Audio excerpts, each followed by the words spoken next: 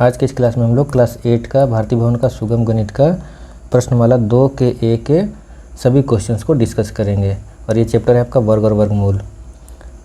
इनके सभी क्वेश्चंस को डिस्कस करने से पहले इसका जो कॉन्सेप्ट वीडियो है उसको देख लीजिएगा अच्छे से, क्योंकि उसमें मैंने सभी जो फार्मूला बताया है उसका प्रूफ बताया है कि वो क्यों होता है, कैसे होता है, और इस एक्सरसाइज में हम उसका डायरेक्ट यूज करेंगे। चलिए शुरू करते हैं।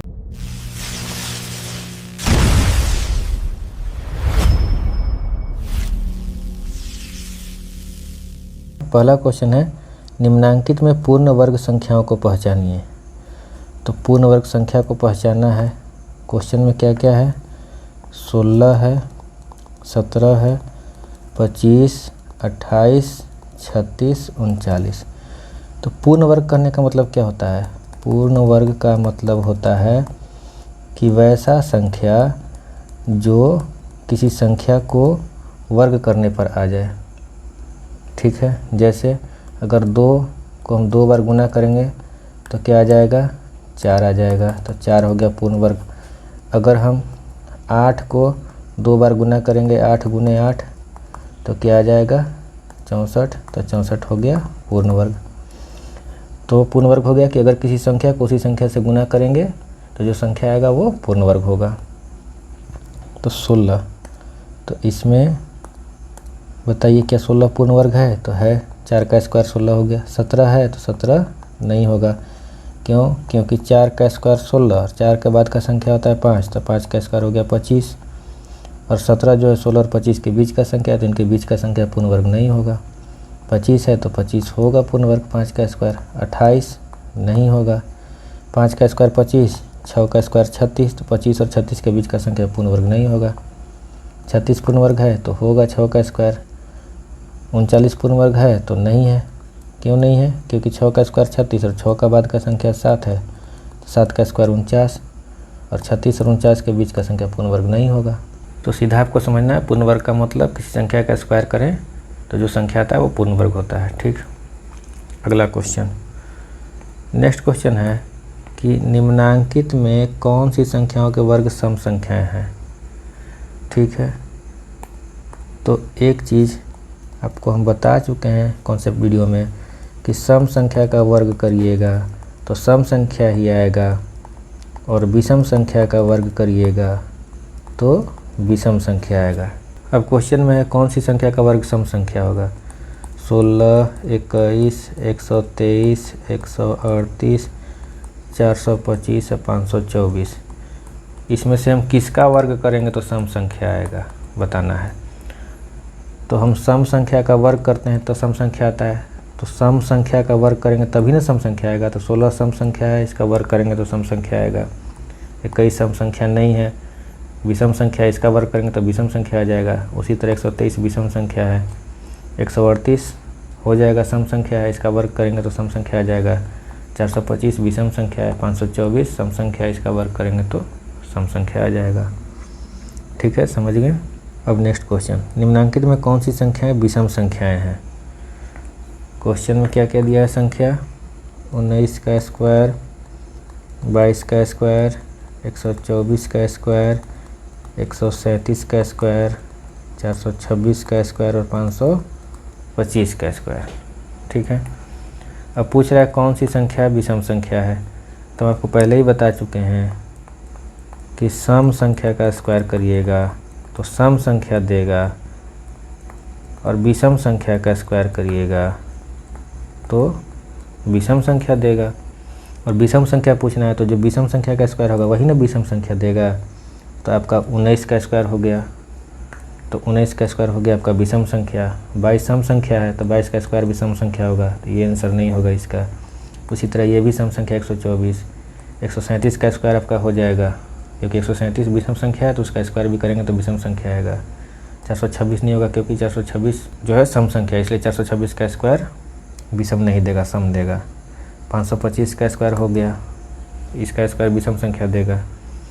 तो इसका आंसर आपका हो गया 19 का स्क्वायर, 137 का स्क्वायर और 525 का स्क्वायर। अब चौथा क्वेश्चन है कि निम्नांकित में कौन सी पूर्ण वर्ग संख्याएं सम संख्या का वर्ग है। ठीक है, हम क्वेश्चन में लिख लेते हैं क्या क्या दिया है। 144, 256, 289, 15,625, 81, 22,500। ठीक। और हम जानते हैं कि सम संख्या का वर्ग करेंगे तो सम संख्या ही आएगा, और विषम संख्या का वर्ग करेंगे तो विषम संख्या ही आएगा। ठीक है। क्वेश्चन क्या कर रहा है कि कौन सी पूर्ण वर्ग संख्या है, जो पूर्ण वर्ग है, ये सब दिया हुआ है पूर्ण वर्ग है, तो कौन सा पूर्ण वर्ग है जो सम संख्या का वर्ग है। तो सम संख्या का वर्ग रहेगा वही सम संख्या आता है, तो 144 हो गया आपका सम संख्या का वर्ग। 12 का स्क्वायर होता है ना 144, तो 12 सम संख्या है, और 12 का स्क्वायर किया तो 144 भी सम संख्या आ गया। तो सम संख्या का वर्ग करने पर सम संख्या आता है, तो जो सम संख्या इसमें होगा वो आंसर हो जाएगा। तो आंसर आपका 256 और ये हो गया।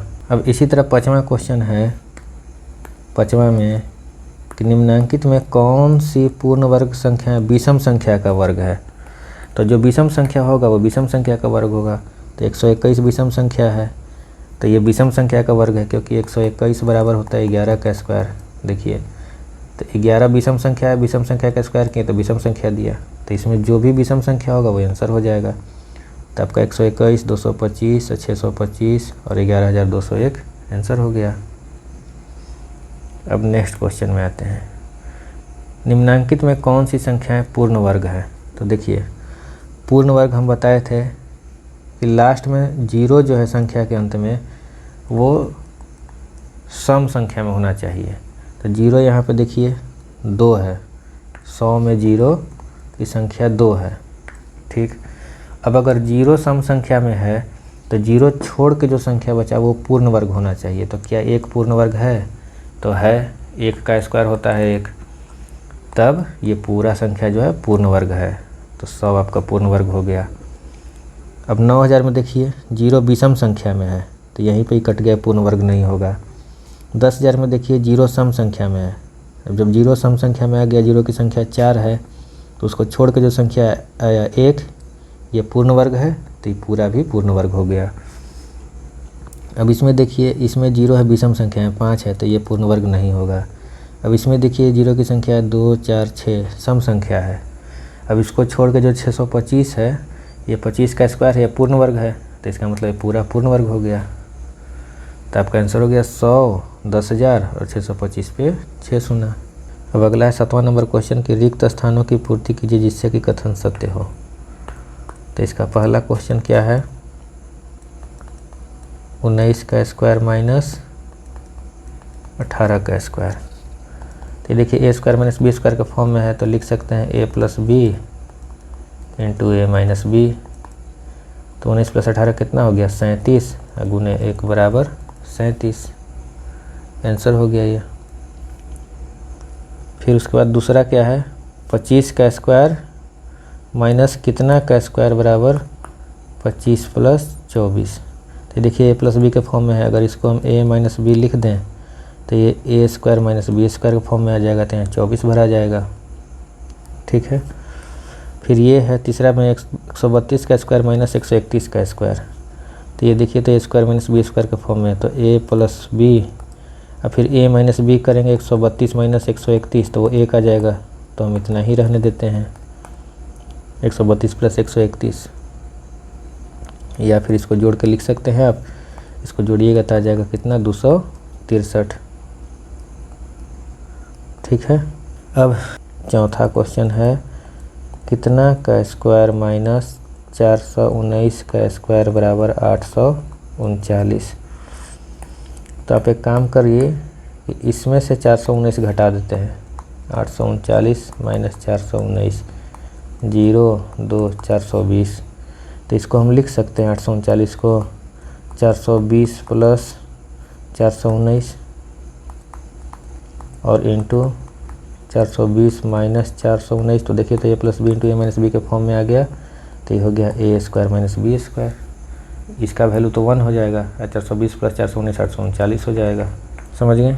अब 8वां नंबर क्वेश्चन है, सरल करिए। उसका पहला क्वेश्चन क्या है, 11 का स्क्वायर माइनस 10 का स्क्वायर प्लस 8 का स्क्वायर माइनस 7 का स्क्वायर। और पूछ रहा है क्या यह एक पूर्ण वर्ग संख्या है। तो चलिए चेक करते हैं इसको सोल्व करके।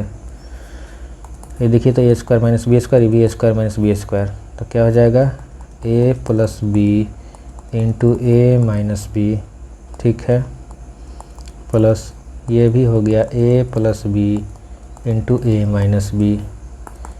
अब इसका तो वैल्यू 1 है तो हम डायरेक्ट इसको लिख देते हैं 11 10 21, प्लस इसका भी वैल्यू 1 है तो डायरेक्ट इसको लिख देते हैं 15। तो कितना हो गया 36। और 36 क्या पूर्ण वर्ग है? तो हाँ है, ये 6 का स्क्वायर है। तो आंसर आपका ये हो गया। अब इसका दूसरा क्वेश्चन क्या है, सोल्व करना है आपको। ये है 25 का स्क्वायर माइनस 24 का स्क्वायर माइनस 15 का स्क्वायर माइनस 14 का स्क्वायर। तो ये ए स्क्वायर माइनस बी स्क्वायर के फॉर्म में दोनों है, तो इसको हम लिख लेते हैं ए plus B into A minus B minus A plus B into A minus B. अब ये कितना हो गया 5 4 9 49, और इसका वैल्यू 1 है तो हम छोड़ देते हैं, माइनस ये हो गया 29, इसका वैल्यू 1 है तो हम रहने देते हैं। तो ये हो गया 20 आंसर। अगला क्वेश्चन है तीसरा, 96 का स्क्वायर माइनस 95 का स्क्वायर गुने 3 का स्क्वायर माइनस 2 का स्क्वायर। ये भी ए स्क्वायर माइनस बी स्क्वायर के फॉर्म में है, तो इसको लिख देते हैं ए plus B into A minus B गुने ए plus B into A minus B. ये कितना हो जाएगा 6 5 11 9 9 18 19, और इसका वैल्यू 1 है तो रहने देते हैं, गुने 3 2 5, इसका वैल्यू 1 है तो छोड़ दे रहे हैं। 5 9 5 45 5 4 5 4 9 955 आंसर। अगला क्वेश्चन क्या है, चौथा, 11 का स्क्वायर माइनस 10 का स्क्वायर भागा 4 का स्क्वायर माइनस 3 का स्क्वायर। ये भी ए स्क्वायर माइनस बी स्क्वायर के फॉर्म में, तो लिख देते हैं ए plus B into A minus B, और ये भागा को हम लिख देते हैं बट्टा में, फिर ए स्क्वायर माइनस बी स्क्वायर है तो ए plus B into A minus B. 11 10 21 हो गया, इसका वैल्यू 1 है तो छोड़ दिए, 21 गुने 1 लिखते फिर 21 लिखते, उससे हम डायरेक्ट 21 ही लिख दिए। और 4 3 7 हो गया, इसका वैल्यू 1 है तो छोड़ दिए। 7 या 21 कट गया, आंसर आ गया 3। आप 8वां के चारों क्वेश्चन को दूसरे तरीक़ों से भी बना सकते हैं। कैसे? तो कॉन्सेप्ट वीडियो जब हम पढ़ा रहे थे तो उसमें आपको एक चीज़ बताए थे कि दो क्रमागत संख्याओं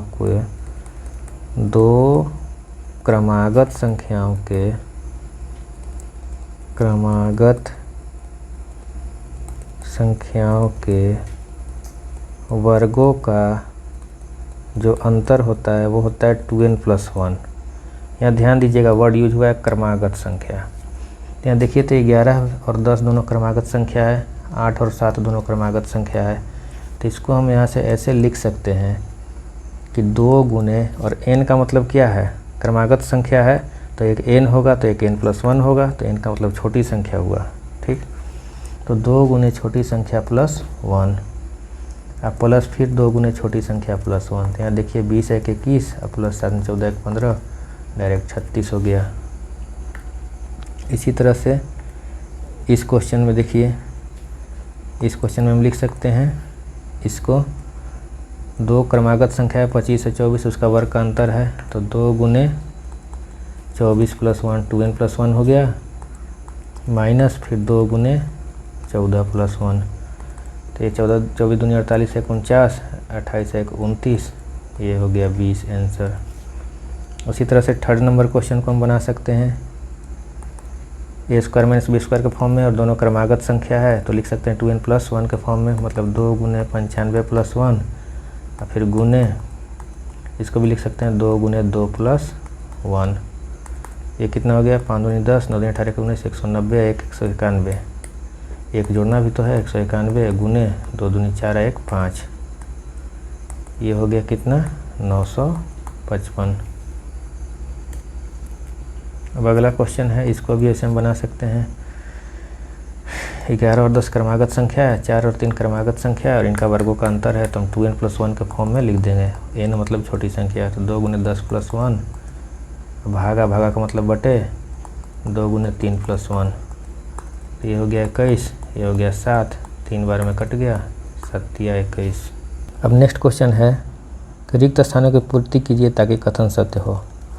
पहला में कितना है, 45 का स्क्वायर बराबर 4 × 5 × 100 प्लस ... का स्क्वायर। तो देखिए, हम एक चीज़ बताए थे आपको कॉन्सेप्ट वीडियो में कि किसी संख्या का स्क्वायर है, ठीक है, और लास्ट वाली संख्या अगर 5 है तो उसको हम इस फॉर्म में लिखते हैं कि 5 को छोड़ के जो संख्या है ना, वो गुने उसका ठीक अगली संख्या गुने 100 + 5 के स्क्वायर के रूप में हम लिख सकते हैं। तो इसी तरह से यहाँ देखिए क्वेश्चन में दूसरा क्वेश्चन है 95 का स्क्वायर बराबर, तो 5 को छोड़ के 9 है, तो 9 के बाद यहाँ अगली संख्या क्या होगा, 10। तो 95 का स्क्वायर बराबर 9 × 10 × 100 + 5 का स्क्वायर हो जाएगा। तो आपको यही पूछ रहा था, तो ये 10 हो गया। फिर तीसरा में है कितना का स्क्वायर बराबर 12 × 13 × 100 + 5 का स्क्वायर। तो हम जानते हैं कि लास्ट वाली संख्या 5 होगा क्योंकि +5 का स्क्वायर है, और उसके पहले वाली संख्या ये यहाँ लिखा था शुरू में, तो 125 का स्क्वायर हो गया। जैसे यहाँ पे 9 है 5 को छोड़ के, तो 9 पहले लिखें, फिर उसके बाद ठीक उसकी अगली संख्या लिखें। तो उसी तरह 5 को छोड़ के यहाँ 12 है, यहाँ पे 12 होगा तब ना यहाँ 12 होगा, तो 12 × 13 × 100 + 5 का स्क्वायर होगा। अब अगला क्वेश्चन है कि 425 का स्क्वायर बराबर ... × 43 × 100 + 5 का स्क्वायर। तो देखिए 5 छोड़ के क्या बचा, 42, 42 लिखेंगे गुने उसकी अगली संख्या गुने 100 + 5 का स्क्वायर, तो आंसर 42 हो गया। फिर लास्ट क्वेश्चन है 9वां का 8125 का स्क्वायर बराबर 812 × 813 × ... + 5 का स्क्वायर। 5 है, 5 को छोड़ के कितना आया, 812 बचा, तो 812 × 813 × 100 अब +5 का स्क्वायर होगा। तो ये आपका सारा क्वेश्चन 9 नंबर का बन गया। अब नेक्स्ट क्वेश्चन है 10 नंबर, निम्नांकित त्रिक में पाइथागोरीय त्रिक को पहचानिए। ठीक, तो इसका पहला है 2 3 5। तो पाइथागोरीय त्रिक क्या कहता है कि सभी प्राकृत संख्या होना चाहिए, तो सभी प्राकृत संख्या है, और उसके बाद बड़ी संख्या का स्क्वायर जो है बाकी के संख्या के स्क्वायर के जोड़ के बराबर होना चाहिए। तो क्या आ रहा है, चलिए चेक करते हैं। 5 का स्क्वायर हो गया 25, 2 का स्क्वायर 4, 3 का स्क्वायर 9, ये आ गया 13, ये है 25, दोनों बराबर नहीं है, तो ये पाइथागोरीय त्रिक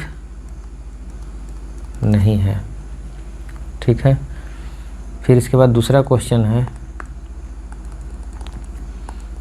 कि 9 12 15। चलिए इसको चेक करते हैं। तो सभी प्राकृत संख्या तो है, अब देखना है बड़ी संख्या का स्क्वायर। बड़ी संख्या का स्क्वायर बराबर क्या, 9 का स्क्वायर + 12 का स्क्वायर हो रहा है, तो चेक करते हैं। तो ये हो गया 225, ये हो गया 81 + 144, तो ये आ जाएगा 225। तो ये दोनों बराबर है, तो इसलिए ये पाइथागोरीय त्रिक है दूसरा। फिर तीसरा क्या है, 7 24 25 को चेक करना है। तो इसमें सब प्राकृत संख्या ठीक है, तो सबसे बड़ी संख्या का स्क्वायर बराबर बाकी के दोनों बचे संख्या का स्क्वायर के जोड़ का बराबर आ रहा है क्या, चलिए देखते हैं। तो 25 का स्क्वायर हो जाएगा 625, और 7 का स्क्वायर कितना 49, और 24 का स्क्वायर कितना तो 576, और 576 में अगर हम 49 जोड़ेंगे तब ये आ जा रहा है 625। तो इसका मतलब ये भी पाइथागोरीय त्रिक है। फिर इसके बाद चौथा क्या क्वेश्चन का है, इसमें चौथा कह रहा है कि 7 14 और 25 को बताना है। तो सबसे पहले देखेंगे इसमें कि प्राकृत संख्या है कि नहीं, तो तीनों प्राकृत संख्या है। तो अगला क्या चेक करेंगे कि सबसे बड़ी संख्या का स्क्वायर बराबर बाकी के दोनों बची हुई संख्या के स्क्वायर के जोड़ के बराबर आना चाहिए। तो ये हो गया 625 और ये हो गया 749। फिर 14 का स्क्वायर करेंगे तो आ जाएगा 196। अब 196 और 49 हम जोड़ेंगे तो ये हो जाएगा 245 और ये है 625। तो ये दोनों बराबर नहीं है, तो इसलिए ये पाइथागोरीय त्रिक नहीं होगा। पहला भी नहीं है, चौथा भी नहीं है। ठीक है, पाँचवा में देखते हैं। पाँचवा में क्या बोल रहा है, 4, 5, 9 को चेक करना है। 4, 5, 9 को तो देखिए, तो तीनों प्राकृत संख्या है। तो जब तीनों प्राकृत संख्या हो गया तो अगला हम क्या जांचेंगे कि बड़ी संख्या का स्क्वायर बराबर बाकी के दोनों संख्या के स्क्वायर के जोड़ के बराबर आना चाहिए। तो ये हो गया 81, ये हो गया 16 + 25, 6, 5, 11, 2, 3, 4। तो यहाँ 41 है, यहाँ 81 है, ये दोनों बराबर नहीं है। समझ गए। अब छठा क्या है, 30, 40, 50। 30, 40, 50 तो चेक करेंगे सबसे पहले तीनों प्राकृत संख्या है कि नहीं है। तो तीनों प्राकृत संख्या है। उसके बाद अगला स्टेप क्या करेंगे, 50 का स्क्वायर बराबर 30 का स्क्वायर प्लस 40 का स्क्वायर करेंगे। अब चेक कर लेते हैं इतना बराबर हो रहा है कि नहीं हो रहा है। तो ये हो गया 2500, ये हो गया 900, ये हो गया 1600, ये हो गया 2500। दोनों बराबर कर रहा है, मतलब ये पाइथागोरीय त्रिक है। तो आंसर हो गया आपका, इसमें पाइथागोरीय त्रिक पहचानना था ना। तो आंसर हो गया दूसरा, तीसरा और छठा। पाँचवा पाइथागोरीय त्रिक नहीं है। अब आते हैं नेक्स्ट क्वेश्चन में 11 नंबर। इसमें पहचाना है कौन पाइथागोरीय त्रिक नहीं है। तो पहला है 3, 4, 5। सबसे पहले चेक करेंगे प्राकृत संख्या कि नहीं, तीनों है, तब आगे चेक करेंगे। अगर नहीं होता तो यहीं बोल देते कि ये पाइथागोरीय त्रिक नहीं है। अब अगर तीनों प्राकृत संख्या है तो अब चेक करेंगे सबसे बड़ा का स्क्वायर बराबर बाकी दोनों बचे हुए का स्क्वायर का जोड़ के बराबर है कि नहीं है। तो ये हो गया 5 का स्क्वायर कितना, 25। ये हो गया 9 + 16, 16, 9, 25 होता है, मतलब दोनों बराबर है। तो ये पाइथागोरीय त्रिक है। हमको क्या बताना है कि कौन नहीं है।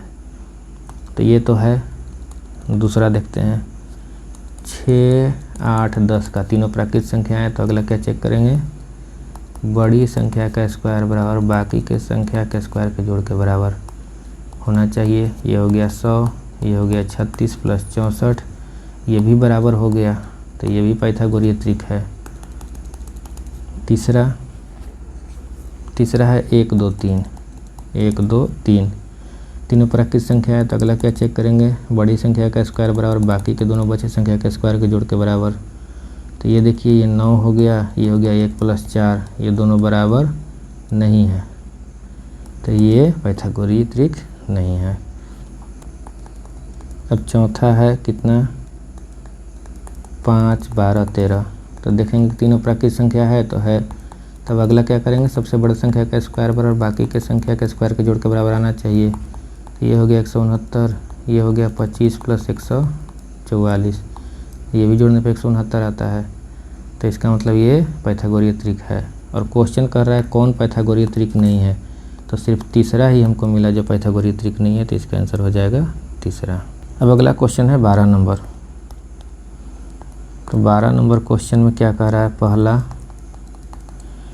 बताना है 4 का स्क्वायर प्लस 5 का स्क्वायर प्लस 20 का स्क्वायर बराबर कितना का स्क्वायर। तो देखिए, इसका जो फर्स्ट वीडियो वर्ग और वर्गमूल का जो कॉन्सेप्ट वीडियो एपिसोड 1, उसमें हम बताए थे कि यदि कोई संख्या इस फॉर्मेट में दिए हुए है, मतलब यहाँ 4 का स्क्वायर है प्लस 5 का स्क्वायर, तो अगला जो स्क्वायर होगा इन दोनों के गुणनफल के बराबर होगा। 4 × 5 = 20, तो 4 का स्क्वायर प्लस 5 का स्क्वायर बराबर 20 का स्क्वायर होगा। तब जो आंसर आएगा वो 20 का अगला लिख दीजिए कितना हो जाएगा, 21, वो 21 के स्क्वायर के बराबर होगा। अब इसी तरह इसका दूसरा बनाइए, 12 का दूसरा, 5 का स्क्वायर प्लस कितना का स्क्वायर प्लस 30 का स्क्वायर बराबर 31 का स्क्वायर। तो यहाँ देखिए इन दोनों का गुणनफल 30 होता है, तो एगो 5 है तो दूसरा कितना 6, तब ना 5 का स्क्वायर प्लस 6 का स्क्वायर प्लस 30 का स्क्वायर, तो आंसर इसका एक अगला होता है 31 का स्क्वायर। समझ गए? तो आंसर इसमें 6 हो गया। तीसरा, कितना का स्क्वायर प्लस 8 का स्क्वायर प्लस 56 का स्क्वायर बराबर 57 का स्क्वायर। तो देखिए इन दोनों को गुना करने पर ये आता है, तो ये 56 है, ये 8 है, तो ये हो गया 7। तब ना 7 का स्क्वायर प्लस 8 का स्क्वायर प्लस 56 का स्क्वायर, तो अगला का स्क्वायर हो जाएगा 56 का अगला 57 का स्क्वायर। चौथा, 9 के स्क्वायर प्लस 10 के स्क्वायर प्लस कितना का स्क्वायर बराबर 91 का स्क्वायर। तो इन दोनों का गुणनफल यहाँ लिखाता है, तो 9 दही 90, 90 का स्क्वायर हो गया। अब अगला क्वेश्चन है रिक्त स्थानों की पूर्ति करना है। क्या है? पहला 1 2 2 1 बराबर 3 का पावर 2, 3 को 3 का पावर 2 बटे 1 प्लस 2 प्लस कितना प्लस 2 प्लस 1। तो देखिए इसको भी हम कॉन्सेप्ट वीडियो में बता चुके हैं डिटेल में कि यहाँ 3 है, 3 को 3 है तो यहाँ 3 लिखाएगा, या यहाँ 3 है और 3 के बाद ये रिटर्न कर रहा है वापस 2 1 में, तो यहाँ 3 को 3 का स्क्वायर, यहाँ 5 रहेगा तो 5 को 5 का स्क्वायर यहाँ देंगे। समझ गए? और बट्टा में नीचे सभी अंकों का जोड़ होता है। अब दूसरा क्वेश्चन इसका 1 2 3 डॉट डॉट 3 2 1, तो यहाँ कितना हो जाएगा 4, तो ये 4 को 4 का स्क्वायर हो जाएगा। अब बट्टे में सभी अंकों का जोड़। तीसरा इसका, तीसरा यहाँ देखिए हम सवाल में ही बना देते हैं, 5 के बाद रिटर्न कर रहा है तो यहाँ 5 को 5 होगा, 1 2 3 4 5, 5 को 5 का स्क्वायर आंसर में आ जाएगा। अब चौथा क्वेश्चन इसका देखिए, तो 6 पर जाकर रिटर्न हो रहा है, 5 4 3 2 1 पे जा रहा है, तो इसका मतलब 6 पर जा रहा है ना, तो 6 को 6 लिखाएगा और उसका स्क्वायर बटे सभी अंकों का जोड़। इस फॉर्मेट में ऐसे ही बनेगा। समझ गए? अब नेक्स्ट है निम्नलिखित संख्याओं के वर्गों की इकाई के अंक लिखिए। पहला है 88, दूसरा है 76, तीसरा है 38 दूना, चौथा 1 2 3 4 5 6। तो इसमें वर्गों की इकाई का अंक लिखना है। ठीक है, तो जब इसका वर्ग करेंगे मतलब 88 गुने 88 करेंगे तो 88 64 आएगा 4 इकाई के अंक पे। जब इसका वर्ग करेंगे तो 6 6 36 6 आ जाएगा। इसका वर्ग करेंगे तो 9 9 81 1 आ जाएगा इकाई के अंक में। इसका जब वर्ग करेंगे तो 6 6 36 6 आ जाएगा। अब अगला क्वेश्चन है 15 नंबर की, योग किए बिना योगफल बताना है। ठीक, तो हम पहले ही कॉन्सेप्ट वीडियो में आपको पहले ही बता चुके हैं कि प्रथम n विषम प्राकृत संख्याओं का योग क्या होता है n स्क्वायर, और प्रथम n समप्राकृत संख्याओं का योग क्या होता है n स्क्वायर प्लस n। और ये ऐसा कैसे होता है, ऐसा क्यों होता है, इसका जवाब हम कॉन्सेप्ट वीडियो में दे चुके हैं, अच्छे से आप देख लीजिएगा। चलिए क्वेश्चन सोल्व करते हैं। तो हम देख रहे हैं कि 3 3 6 1 7 को है विषम संख्या और प्रथम 7 विषम संख्या है। जोड़ेंगे तो क्या हो जाएगा, तो चूँकि प्रथम n विषम प्राकृत संख्या का योग n स्क्वायर, तो प्रथम 7 विषम संख्या का योग 7 का स्क्वायर, तो हो गया 49।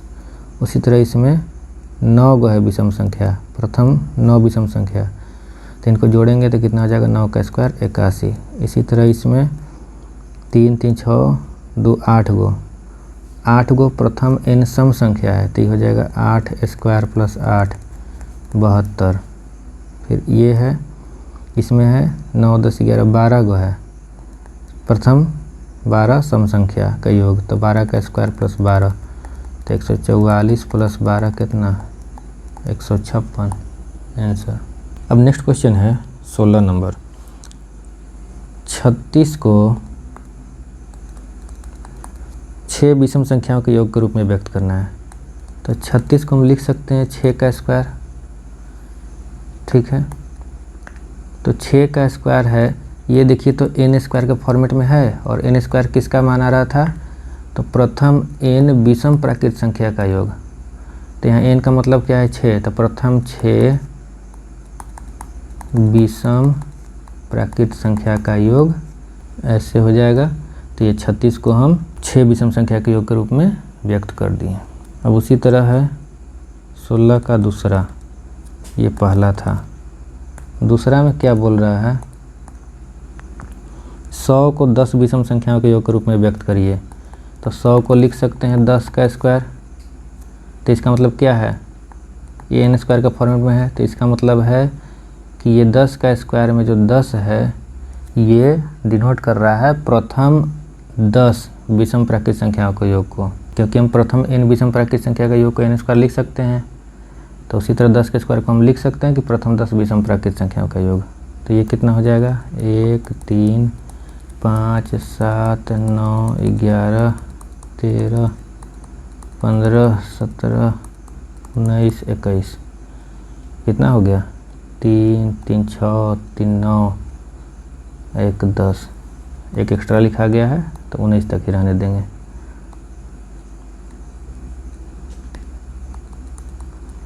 तो इसको हम 100 को हम विषम संख्या के योग के रूप में लिख दिए।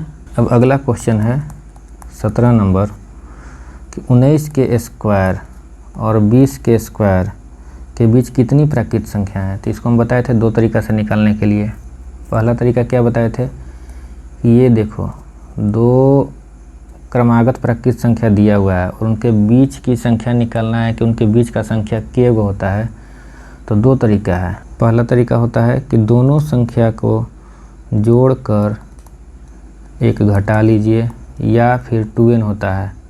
2n का मतलब 2 गुने छोटी संख्या। 19 और 20 क्रमागत संख्या, तो छोटी संख्या कितना हुआ, 19 ना।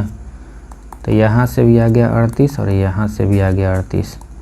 तो दोनों में से जैसे बना लीजिए। इसी तरह 17 का दूसरा, ये पहला था आपका। अब दूसरा क्या कर रहा है कि 123 के स्क्वायर और 124 के स्क्वायर के बीच कितनी प्राकृत संख्या है, उसका संख्या बताना है कि क्या गो संख्या है। तो ये दोनों देखिए क्रमागत संख्या है, तो इसको हम दो तरीके से बना सकते हैं इनके बीच की संख्या दिखाने के लिए। या तो दोनों को जोड़ के घटा दीजिए, या फिर क्या करिए कि 2n कर दीजिए। 2n का मतलब 2 गुने छोटी संख्या।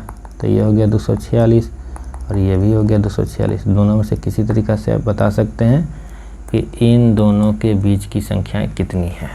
अब अगला क्वेश्चन है 18 नंबर कि प्रारूप को देख करके रिक्त स्थान को भरना है। तो सैंपल में प्रारूप में क्या दिया है कि 13 का स्क्वायर है प्लस, तो 13 + 3 इंटू 13 - 3 प्लस 3 का स्क्वायर हो जाएगा। 47 का स्क्वायर है तो 47 + 7 इंटू 47 - 7 प्लस 7 का स्क्वायर हो जाएगा। तो इसको देख के हमको बनाना है, बताना है इसमें कि 225 का स्क्वायर बराबर क्या होगा और 192 का स्क्वायर बराबर क्या होगा। ठीक, चलिए समझते हैं इस प्रारूप में कैसे बनाया है। तो 13 का स्क्वायर लिखा है, तो इसमें क्या किया है कि पूरा संख्या अब प्लस शुरू वाला संख्या छोड़ के जोड़ दे रहा है। तो देखिए तो ये हो गया 13 प्लस शुरू का संख्या छोड़ के कितना बचा, 3। तो 13 + 3, फिर उसी तरह 13 माइनस लगा दिया 3 प्लस 3 का स्क्वायर। समझ गए। तो 47 का स्क्वायर है, इसको भी उसी तरह पूरा संख्या प्लस शुरू का संख्या छोड़ के, पहली संख्या छोड़ के 4 छोड़ के कितना हो गया 7, फिर टोटल संख्या माइनस शुरू का संख्या छोड़ के जो बचा वो लिख दिए, प्लस शुरू का संख्या छोड़ के जो बचा उसका स्क्वायर। तो उसी तरह यहाँ कर देंगे।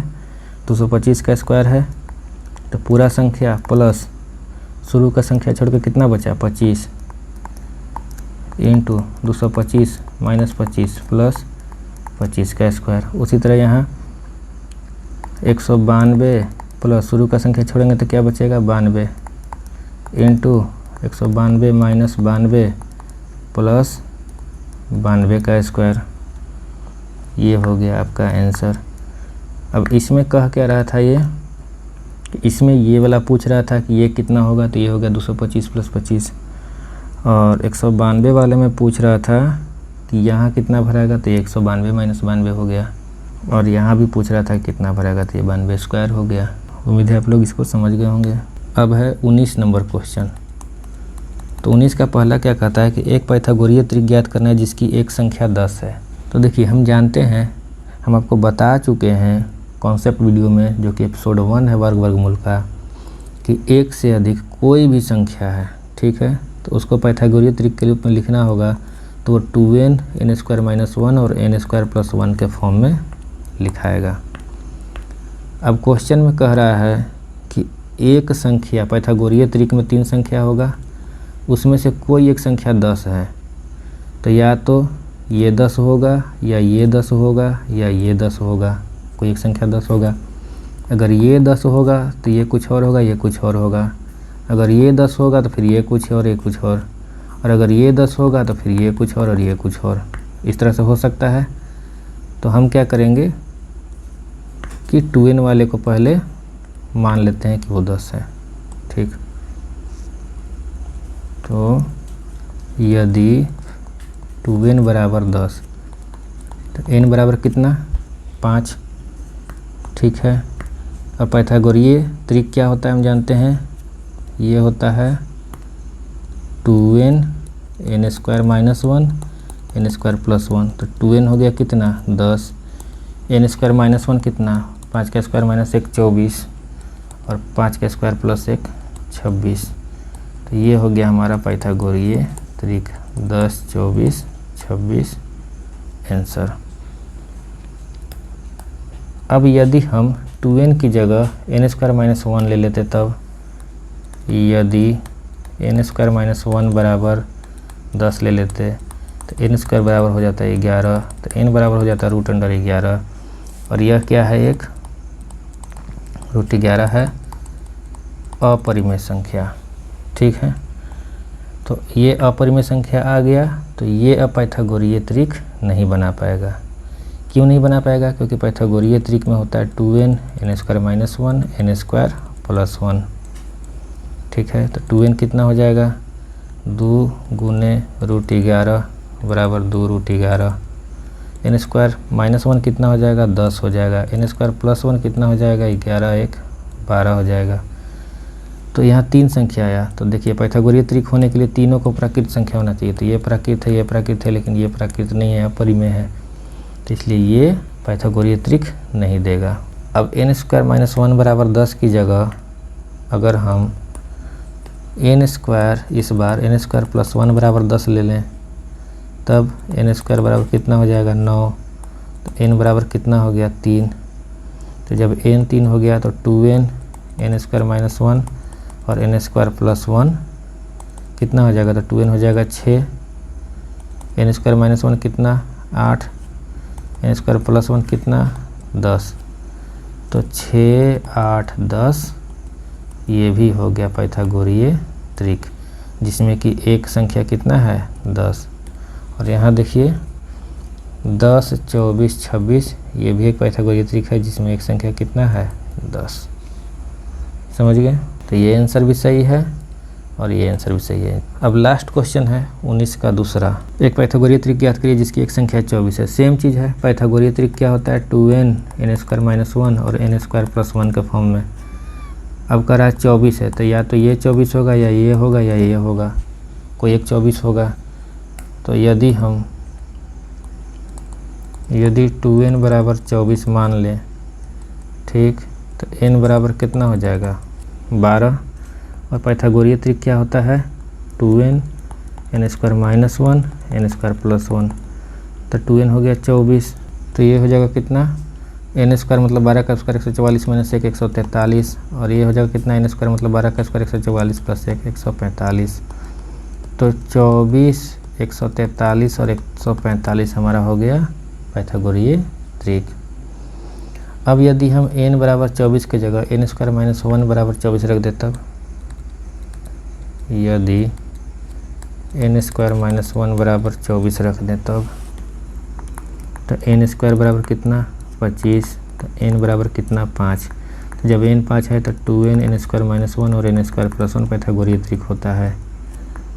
तो 2n बराबर कितना हो जाएगा, 10, एन स्क्वायर माइनस 1 कितना हो जाएगा, 25 माइनस 1 24, एन स्क्वायर प्लस 1 कितना हो जाएगा, 25 1 26। तो यहाँ से 10 24 26, ये भी एक पाइथागोरस त्रिक होगा जिसमें कि एक संख्या 24 है। देखिए यहाँ 24 है एक संख्या, इसमें भी एक संख्या 24 है, तो आप इसको भी आंसर लिख सकते हैं, इसको भी आप आंसर लिख सकते हैं। अब देखिए, अब यदि एन स्क्वायर माइनस 1 की जगह एन स्क्वायर प्लस 1 बराबर 24 हो जाता, तब एन स्क्वायर बराबर 23, तो एन बराबर रूट 23। तो अब क्या है कि एन का वैल्यू जो आया वो अपरिमेय संख्या है। तो जब ये अपरिमेय संख्या है तो ये पाइथागोरस त्रिक नहीं बना सकता। क्यों नहीं बना सकता कि अगर हम 2n एन स्क्वायर माइनस 1 और एन स्क्वायर प्लस 1 का वैल्यू निकालेंगे तो ये हो जाएगा 2 गुने रूट 23, 2 गुने रूट 23, एन स्क्वायर माइनस 1 मतलब रूट 23 का स्क्वायर 23 माइनस 1 22, और ये हो जाएगा 23 प्लस 1 24। तो ये क्या आ गया, ये अपरिमेय संख्या हो गया। तो ये जो है पाइथागोरस त्रिक नहीं है। क्यों नहीं है, क्योंकि उसमें पाइथागोरस त्रिक का कंडीशन है कि उसमें सभी संख्या प्राकृत संख्या होनी चाहिए। तो ये प्राकृत संख्या है, ये प्राकृत संख्या है, लेकिन ये प्राकृत संख्या नहीं है। समझ गए? तो आज का क्लास ख़त्म। अब हम लोग मिलते हैं नेक्स्ट क्लास में।